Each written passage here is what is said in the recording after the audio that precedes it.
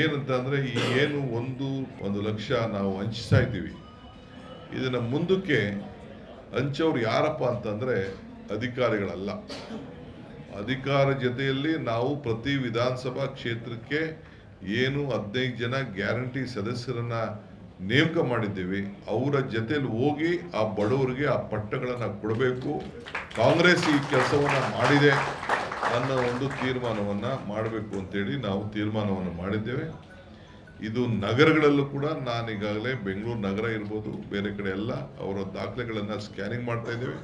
ಅವ್ರದ್ದೇ ಸ್ವಂತ ದಾಖಲೆಗಳಿಂದ ಎಲ್ಲ ಈ ಸ್ವತ್ತು ದಾಖಲೆಗಳನ್ನು ಬೆಂಗಳೂರು ನಗರದಲ್ಲಿ ಮಾಡ್ತಾ ಇದ್ದೇವೆ. ಈಗ ಇನ್ನು ಮುಂದಕ್ಕೆ BBMP ಇಲ್ಲ, BBMP ಹೋಯಿತು.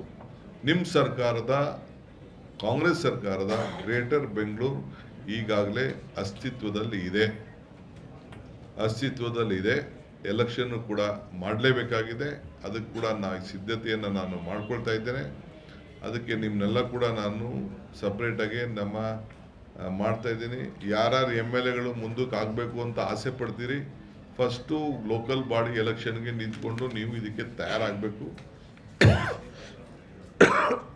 ಅದಕ್ಕೆ ತಾವು ಸಿದ್ಧತೆಯನ್ನು ತಾವು ಮಾಡ್ಕೊಳ್ಬೇಕು ಅಂತೇಳಿ ತಮ್ಮಲ್ಲಿ ನಾನು ಪ್ರಾರ್ಥನೆ ಮಾಡ್ತಾ ಇದ್ದೇನೆ.